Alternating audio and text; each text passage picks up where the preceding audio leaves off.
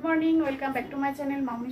সবাই কেমন আছো? নিশ্চয়ই খুব ভালো আছো। আমরাও সবাই ভালোই আছি। আর আজকে বারটা হচ্ছে মঙ্গলবার, ভুলে গেছিলাম। সকাল দেখো রান্না হয়ে গেছে, স্নান হয়ে গেছে, কোয়েলকে পড়তে নিয়ে গেছিলাম, পড়ে টোরে বাড়ি চলে এসেছি। আর আসার পথে না উফ, গরম গরম ডালপুরি ভাজছিল, আর এত পরিমাণে লোভ হচ্ছিল না, ভাবলাম কি নিয়ে চলে আসি। তারপরে গরম গরম ডালপুরি নিয়েছি, সঙ্গে রসগোল্লা নিয়েছি, রসগোল্লা না, কালো মিষ্টি মানে পান্তুয়া নিয়েছি। বেশ লাগে খেতে আমার।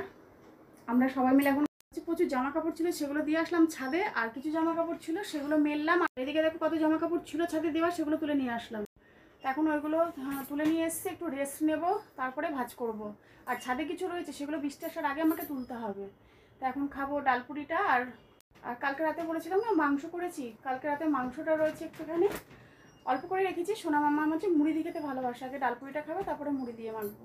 তো চলো ডালপুরিটা চটপট খেয়ে নিই, গরম গরম। মাম্মাম বসে আছে, ওদেরকেও খেতে দেবো। চলো বসে ব্যাক ক্যামেরা করে দেখাই। এদিকে দেখো ডালপুরি আর মিষ্টি আছে বললাম, এখন হচ্ছে খাবো, বসবো একটু, বসে খেয়ে তারপরে কাজ করব।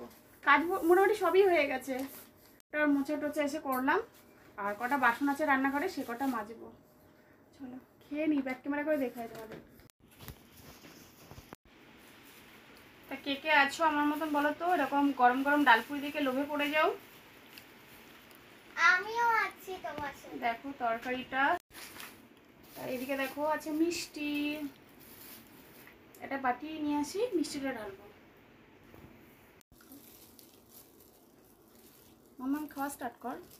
এদিকে দেখো মিষ্টিটা আমি ঢেলে নিচ্ছি, যেহেতু প্লাস্টিক আছে তো ওই জন্য তাড়াতাড়ি আগে ঢেলে নেবো। এদিকে দেখো 3টে মিষ্টি নিয়েছি, কারণটা হচ্ছে রায় বললো মিষ্টি খাবে না, আমি আর কোয়েল। আর এখন না বাইরে বৃষ্টি পড়ছে, দারুণ লাগে। আচ্ছা বলো তো কে কে আছো সিঙ্গারা দিয়ে মুড়ি মাখিয়ে তরকারির মতন করে